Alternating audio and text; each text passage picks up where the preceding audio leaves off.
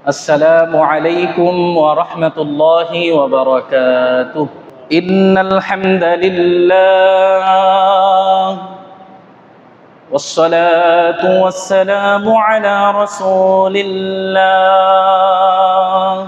সম্মানিত মুসল্লিয়ানে ইকরাম, জিলকদ মাস চলতেছে। জিলহজ মাস আমাদের খুবই কাছে চলে এসেছে। আগামী জুমার আগেই আমাদের জিলহজ মাস শুরু হয়ে যাবে ইনশাআল্লাহ। আর জিলহজ মাস এটা তো অত্যন্ত গুরুত্বপূর্ণ, বিশেষ করে প্রথম দশক কোরআন এবং হাদিসের আলোকে অত্যন্ত গুরুত্বপূর্ণ। জিলহজ মাসের প্রথম দশকটা এটা আমলের একটা মৌসুম। সেই জন্য নিয়ত করছি, যেহেতু জিলহজ মাস আমাদের খুব কাছে, জিলহজ মাসের প্রথম দশকের করণীয়গুলো কি কি এটা নিয়ে আপনাদের সামনে কিছু আলোচনা করার। আল্লাহ তাআলা আমাদেরকে তৌফিক দান করেন, আমিন। এই যে জিলকদ মাস, জিলহজ মাস, মুহররম মাস, এই ধারাবাহিক তিনটা মাস আল্লাহ তাআলার কাছে এমনিতেই সম্মানিত মাস। এটাকে হারাম মাস বলা হয়। আল্লাহ পাক রব্বুল আলামিন কুরআনুল কারীমে সূরা তাওবার 36 নম্বর আয়াতে বলেন, ইন্না ইদ্দাতাশ শুহুরি ইনদাল্লাহি 12 শাহরা। নিশ্চয়ই আল্লাহ তাআলার কাছে মাসের গণনায়, মাস হলো 12টি। কয়টি? 12টি। 12 শাহরা। দ্বিতীয়ত এই সূরা ফজরের একবারে প্রথম দুই আয়াত আল্লাহ পাক রব্বুল আলামিন বলেন, ওয়াল ফাজরি ওয়া লায়ালিন আশর। ওয়াল ফাজরি, ফজরের কসম, সকালের কসম, ওয়া লায়ালিন আশর, আর 10 রাত্রির কসম। কয় রাত্রি? এই 10 রাত্রি দ্বারা কোন 10 রাত্রি উদ্দেশ্য? সাহাবায়ে কেরাম রাদিয়াল্লাহু তাআলা আনহুমদের মধ্যে আব্দুল্লাহ বিন আব্বাস এবং আব্দুল্লাহ বিন জুবাইর রাদিয়াল্লাহু তাআলা আনহু সহ সাহাবীদের একটা জামাত, তাবেঈদের একটা জামাত, বিশেষ করে ইমাম ইবনে কাসির রাহিমাহুল্লাহ তাফসীর ইবনে কাসিরের মধ্যে বলছেন যে এই 10 রাত দ্বারা মূলত এই জিলহজের প্রথম দশক উদ্দেশ্য। কোরআনের দুইটা আয়াতের মূল বক্তব্য মূলত এই 10 দিনের ব্যাপারে হাদিসে একাধিক হাদিস আসছে তার গুরুত্ব এবং ফজিলত বর্ণনা করতে। যে আল্লাহ তাআলার কাছে রাসূল সাল্লাল্লাহু আলাইহি সাল্লাম বলেন যে আল্লাহ তাআলার কাছে আফদালু আইয়ামিদ দুনিয়া, দুনিয়ার মধ্যে যত দিন আছে এর মধ্যে সবচাইতে উত্তম দিন হলো আইয়ামুল আশর, জিলহজের প্রথম দশকের এই যে দিনগুলো, এগুলো আল্লাহ তাআলার কাছে সবচাইতে উত্তম দিন। সুবহানাল্লাহি ওয়া বিহামদিহি।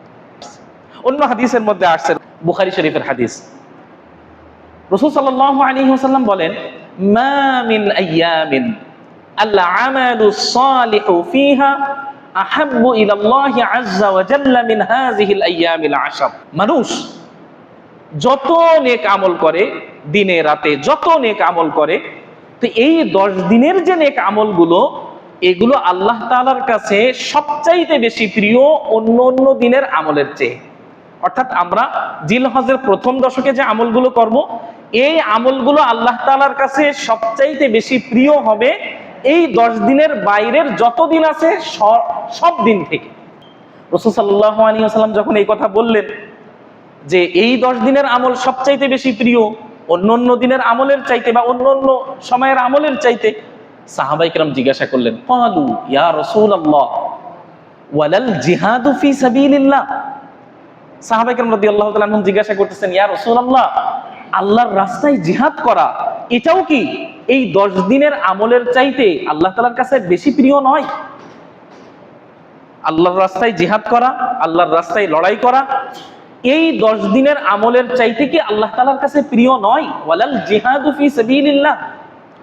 ক্বালা রাসূলুল্লাহ সাল্লাল্লাহু আলাইহি ওয়াসাল্লাম, ওয়ালাল জিহাদু ফি সাবিলিল্লাহ ইল্লা রাজুলুন খরাজা বিনাফসিহি ওয়া মালিহি ফালাম ইয়ারজি মিন যালিকা বিশাই। রাসূল সাল্লাল্লাহু আলাইহি ওয়াসাল্লাম বললেন যে না, ওয়ালাল জিহাদু ফি সাবিলিল্লাহ, আল্লাহর রাস্তায় জিহাদ করাও এই 10 দিনের আমলের চাইতে আল্লাহ তাআলার কাছে বেশি পছন্দের নয়। তবে যে ব্যক্তি খরাজা বিনাফসিহি ওয়া মালিহি, তার নিজের জান এবং মাল নিয়ে আল্লাহর রাস্তায় লড়াই করার জন্য বের হয়ে গেছে, ফালাম ইয়ারজি মিন যালিকা বিশাই, আর ওই জান মালের কোনো কিছুই নিয়ে সে আর বাড়িতে ফিরে আসে নাই, তাহলে ওই ব্যক্তির আমলটা আল্লাহ তাআলার কাছে এই 10 দিনের আমলের চাইতে বেশি পছন্দের। অর্থাৎ জান মাল নিয়ে বের হয়ে গেছে আর ফিরে আসে নাই, তার অর্থ হলো তিনি আল্লাহর রাস্তায় শহীদ হয়ে গেছেন, আল্লাহর রাস্তায় শহীদ হয়ে গেছেন। তাহলে আল্লাহর রাস্তায় শহীদ হয়ে যাওয়া ব্যক্তি, তার যে আমলটা, তার যে কুরবানিটা, তার যে ত্যাগটা, এটা আল্লাহ তাআলার কাছে এই 10 দিনের আমলের চাইতে বেশি গুরুত্বের, বেশি পছন্দের। বাকি এর বাইরে যে কোনো আমল, কোনো নেক কর্ম এই 10 দিনের মধ্যে আমরা যা করব, এর চাইতে বেশি গুরুত্বপূর্ণ না, এর চাইতে বেশি আল্লাহ তাআলার কাছে পছন্দের না। এই প্রথম দশকের আমল বুঝাইতে যে আমার কি কোনো জাল জয়ীফ হাদিস আপনাদের সামনে উল্লেখ করার প্রয়োজন আছে? আর অনেকগুলো প্রথম দশকের ফজিলাত বলতে যে অনেকেই অনেক রকমের হাদিস বলবে, যেগুলো আছে হাদিসের কিতাবের মধ্যেও পাওয়া যায়, কিন্তু সনদগতভাবে এগুলো কি না, সহি না। তো আমার তো সহি হাদিসের ভান্ডারই এত পরিমাণ আছে যে আমি এগুলো বললেই আমার জন্য, আমার মুসল্লিদের জন্য যথেষ্ট হবে। তাহলে সেখানে আমি কেন আবার ওই জাল হাদিসের ভান্ডার আপনাদের সামনে খুলে বসবো? অন্য হাদিসের মধ্যে আসছে, রাসূল সাল্লাল্লাহু আলাইহি ওয়াসাল্লাম বলেন, মা মিন আমালিন আযকা ইনদাল্লাহি ওয়ালা আ'যামা আজরাম মিন খায়র ইয়ামালুহু ফি আশরিল আদহা। কুরবানির প্রথম দশকে, অর্থাৎ জিলহজের প্রথম দশকের যে আমল মানুষ যে আমল করে, মা মিন আমালিন, যত আমল মানুষ করে, আযকা ইনদাল্লাহি ওয়ালা আ'যামা আজরাম মিন খায়র, এই 10 দিনের আমল আল্লাহ তাআলার কাছে এতটাই পবিত্র এবং এতটাই পছন্দের এবং ফজিলতের দিক থেকে এটা এতটাই বেশি যে অন্য অন্য সময়ের আমল এর কাছাকাছিও নেই। জিলহজের প্রথম দশকে বা কুরবানির প্রথম 10 দিনে মানুষ যে আমলগুলো করে, এই আমল আল্লাহ তাআলার কাছে অত্যন্ত বেশি পছন্দের, অত্যন্ত বেশি প্রিয়, অত্যন্ত বেশি আজকা, পবিত্র। এবং ফজিলতের দিক থেকে, ওয়ালা আ'যামা আজরাম মিন খায়র, নেকির দিক থেকে, ফজিলতের দিক থেকে, আল্লাহ তাআলার কাছ থেকে প্রাপ্তির দিক থেকে এই 10 দিনের ফজিলত অন্য অন্য সময়ের আমলের ফজিলতের থেকে অনেক অনেক গুণ বেশি। সুবহানাল্লাহি ওয়া বিহামদিহি। তাহলে এই 10 দিনে যে আমাদের আমল করতে হবে, এই ব্যাপারে আর কোনো সংশয় সন্দেহ আছে আপনাদের? আমরা দিনের বেলায় রোজা রাখবো, রাতের বেলায় ইবাদত করব। আমি একথা বলতেছি না যে রাত্রে ইবাদত করলে সবে কদরের মতো সওয়াব পাবেন, আমি একথা বলতেছি না, কারণ হাদিসটা পুরোপুরি ভাবে সহিহ না, জয়ীফ হাদিসের মধ্যে আসছে। কিন্তু রাত্রে ইবাদত করলে এই 10 দিনের যে গুরুত্ব আছে, সেই গুরুত্বের দিক থেকে ফজিলত যে অন্য অন্য সময়ের চাইতে বেশি হবে, এ ব্যাপারে কি কারো কোনো সন্দেহ আছে? এটা তো সহিহ হাদিসের মধ্যে আসছে যে অন্য অন্য সময়ে ইবাদত করলে যে পরিমাণ ফজিলত পাওয়া যায়, তার চাইতে বেশি ফজিলত পাওয়া যাবে এই 10 দিনের আমলের মধ্যে।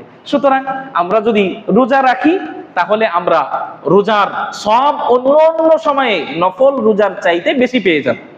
আমরা যদি রাত্রের সময়টাকে ইবাদত বন্দিগির মধ্যে কাটাতে পারি, কিছু সময় আল্লাহর জন্য নির্ধারণ করতে পারি, তাহলে অন্য অন্য সময় তাহাজ্জুদ পড়লে, কিয়ামুল লাইল পড়লে যে পরিমাণ নেকি আল্লাহ তাআলা দান করেন, ওর চাইতে বেশি নেকি আমরা পাবো, এটা সহিহ হাদিসের মধ্যে আসছে।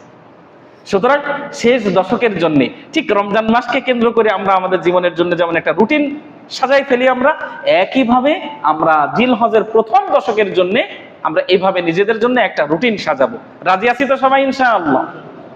এই সময়টাকে আমরা যেন অবহেলা করে, মানে কুরবানির গরু দেখতে দেখতে আর বাজারে ঘুরতে ঘুরতে যেন আমাদের রাত দিন একাকার হয়ে সময় নষ্ট না হয়ে যায়, এ ব্যাপারে খেয়াল রাখবো ইনশাআল্লাহ। জিলহজের প্রথম দশক আমরা কোন কোন ইবাদতের মধ্যে কাটানোর চেষ্টা করব? তবে আমি খুব সংক্ষেপে 3টা আমলের কথা বলবো। তার প্রথম আমলটা হলো রোজা রাখা। জিলহজের প্রথম দশকের 9টা দিন, এই 9টা দিন হাদিসের মধ্যে আসছে রাসূল সাল্লাল্লাহু আলাইহি ওয়াসাল্লাম এই 9 দিন রোজা রাখতেন। জিলহজের 1 তারিখ থেকে শুরু করে 9 তারিখ পর্যন্ত, অর্থাৎ কুরবানির আগের দিন পর্যন্ত রোজা রাখা, এটা রাসূল সাল্লাল্লাহু আলাইহি ওয়াসাল্লামের আমল দ্বারা প্রমাণিত, অর্থাৎ এটা একটা সহিহ সুন্নাহ। এই সুন্নাতের উপরে আমরা আমল করার চেষ্টা করব ইনশাআল্লাহ। অন্যান্য হাদিসের কিতাবেও এই রিওয়ায়াতটা আসছে, সেখানে বলা হয়েছে, কানা ইয়াসুমু রাসূলুল্লাহি সাল্লাল্লাহু আলাইহি ওয়াসাল্লাম 9 মিন জিলহিজ্জাহ। জিলহজের প্রথম 9 দিনে রাসূল সাল্লাল্লাহু আলাইহি ওয়াসাল্লাম রোজা রাখতেন। তো আমরা 9টা রোজা রাখারই চেষ্টা করব ইনশাআল্লাহ। রাজি আছেন না সবাই ইনশাআল্লাহ? 9 তারিখের যে রোজাটা, এই রোজাটা যেন আমরা কেউ না ছেড়ে দিই, কারণ 9 তারিখের রোজাটার ফজিলত এই প্রথম 8টা রোজার চাইতে আরো বেশি। হাদিসের মধ্যে আসছে, রাসূল সাল্লাল্লাহু আলাইহি ওয়াসাল্লাম বলেন, সিয়ামু ইয়াউমি আরাফাতা, আরাফার দিনের রোজাটা, অর্থাৎ 9 তারিখ জিলহজের 9 তারিখের যে রোজা, 9 তারিখের দিন অর্থাৎ কুরবানি ঈদের আগের দিনের যে রোজাটা, এই 9 তারিখের রোজাটা আমরা প্রত্যেকেই রাখার চেষ্টা করব। কেন? হাদিসের মধ্যে আসছে সিয়ামু ইয়াউমি আরাফাতা, জিলহজ মাসের এই 9 তারিখের রোজা বা ইয়াউমে আরাফার রোজা, যেটা কোনো ব্যক্তি যদি এটা রাখে, কোনো ব্যক্তি যদি 9 তারিখের রোজাটা পালন করে, তো রাসূল সাল্লাল্লাহু আলাইহি ওয়াসাল্লাম বলেন, আহতাসিবু আলাল্লাহ, আমি আল্লাহ তাআলার কাছে আশা রাখি, আমি আল্লাহ তাআলার কাছে কামনা করি, আইয়ুকাফফিরাস সানাতাল্লাতী ক্বাবলাহ ওয়াস সানাতাল্লাতী বা'দাহ, আল্লাহ তাআলা ওই বান্দার পিছনের জীবনের 1 বছরের গুনাহকে মাফ করে দেবেন এবং সামনের 1 বছরের গুনাহকে আল্লাহ পাক রব্বুল আলামিন মাফ করে দেবেন। তাহলে প্রথম জিলহজের প্রথম দশকের 9টা রোজা আমরা রাখবো, সেখানে যদি 1-2টা ছুটেও যায়, তাহলে কমপক্ষে আমরা যেন 9 তারিখের রোজাটা গুরুত্বের সাথে রাখি, কারণ ওই তারিখের রোজাটা, 9 তারিখের রোজাটা, এটা অত্যন্ত বেশি ফজিলতের। আর একটা হলো এই তাকবীরের আমল, ব্যাপকভাবে তাকবীরের প্রতি আমল করা। সেটা কিভাবে? হাদিসের মধ্যে আসছে, আবু হুরায়রা রাদিয়াল্লাহু তাআলা আনহু এবং অন্য সাহাবীদের থেকে আমল আসছে যে জিলহজের মাস যখন শুরু হয়ে যেত, জিলহজ মাসের যখন চাঁদ দেখা যেত, জিলহজ মাস যখন শুরু হয়ে যেত, তখন সাহাবায়ে কেরাম রাদিয়াল্লাহু তাআলা আনহুম ওনারা যখন রাস্তা দিয়ে হাঁটতেন, বাজারে যেতেন, তখন এই তাকবীর পড়তে থাকতেন। ওখানে কোনো সংখ্যা নির্দিষ্ট নেই, 1 বার 5 বার 7 বার এরকম কোনো নির্দিষ্ট নেই, অনির্দিষ্ট সংখ্যায় ওনারা জোরে জোরে এই তাকবীর পাঠ করতেন। আর ওনাদের তাকবীর পাঠ করা শুনে অন্য সাহাবায়ে কেরাম রাদিয়াল্লাহু তাআলা আনহুম আজমাইন তারাও তাকবীর পাঠ করতেন। এটা হলো একটা আমল, এটা কিন্তু খাস আমল না যে এটা পড়া ওয়াজিব বা ফরজ ইত্যাদি, এরকম না। এটা নফল আমল, সুন্নাত আমল, সাহাবীদের সুন্নাহ, অর্থাৎ কেউ করলে তার কি হবে? সওয়াব। 2 নম্বর আমল হিসাবে যেটা বলবো সেটা হলো যে তাকবীরের আমল। তাকবীরের আমলটা হলো 2 ভাবে, একটা হলো খাস ভাবে আমল আর একটা হলো আম ভাবে আমল। খাস ভাবে আমল যেটা, সেটা তো আমরা সবাই জানি যে জিলহজের 9 তারিখ ফজর থেকে শুরু করে কুরবানির 3 দিন পর্যন্ত, অর্থাৎ 13ই জিলহজ আসর পর্যন্ত মোট 23 ওয়াক্ত নামাজে, প্রতি নামাজের পরে নারী পুরুষ সকলের জন্য একবার করে তাকবীরে তাশরিক পাঠ করাটা ওয়াজিব। ওটা হলো খাস আমল হবে। আমরা পুরুষরা যারা আছি, আমরা রাস্তাঘাটে, বাজারে চলতে ফিরতে, দোস্ত বন্ধুদের মধ্যে, পরিবারের মধ্যে, ছেলে মেয়েদের সামনে, স্ত্রীর সামনে যখন বেশি বেশি এটা জিকির করতে থাকবো, এটা যখন বারবার পড়তে থাকবো, তখন এটা কি হবে? এটা অন্যরা শুনবে এবং তাদের স্মরণেও এটা চলে আসবে, কারণ বাৎসরিক একটা আমল, অনেকের যেখানে এটা নাও থাকতে পারে, এমনকি এটা অনেকের এখনো মুখস্থও নাও থাকতে পারে, এমন আছে না অনেকেই। তো এই জন্য অন্যকে মুখস্থ করানোর নিয়তে, অন্যকে স্মরণ করানোর নিয়তে আমরা এই আমলটা করতে পারি। রাজি আছি না সবাই ইনশাআল্লাহ? 3 নম্বর আমল হিসাবে যেটা বলবো সেটা হলো যে আমরা যারা কুরবানি করব, এখানে কুরবানি যারা করব এবং না করব উভয়ের জন্যই সওয়াব আছে।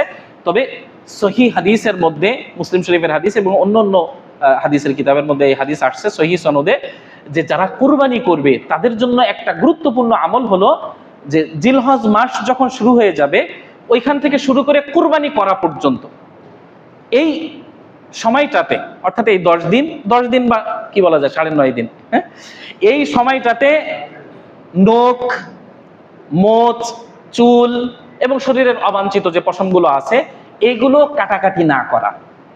কাটাকাটির প্রয়োজন হলে সেটা আমরা কি করব?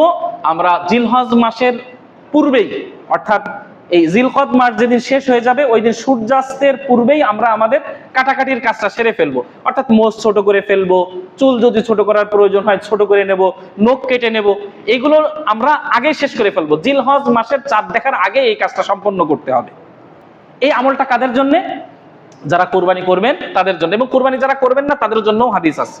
হাদিসের মধ্যে আসছে রাসূল সাল্লাল্লাহু আলাইহি ওয়াসাল্লাম বলেন, ইজা রাআইতুম হিলালা যিল হিজ্জাহ, যখন তোমরা জিলহজের নতুন চাঁদ দেখবে, যখন তোমরা জিলহজের নতুন চাঁদ দেখবে, ওয়া আরাদা আহাদুকুম আইয়ুদহি, আর তোমাদের ভিতরে যে ব্যক্তি কুরবানি করার নিয়ত করছে, কুরবানি করার ইচ্ছা পোষণ করছে, তাহলে তার জন্য করণীয় হলো ফালইউমসিক আন শারিহি ওয়া আজফারিহি, সে যেন তার মোচ, তার নখ, তার শরীরের অবাঞ্ছিত পশম এগুলো কাটাকাটি না করে।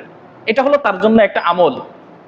যে ব্যক্তি কুরবানি করবে ওই ব্যক্তি যেন ওই 10 দিন নখ না কাটে, মোচ ছোট না করে, চুল ছোট না করে, শরীরের অবাঞ্ছিত পশম যেগুলো আছে এগুলো কাটাকাটি না করে। এটা এই 10 দিনের মধ্যে করবেন না।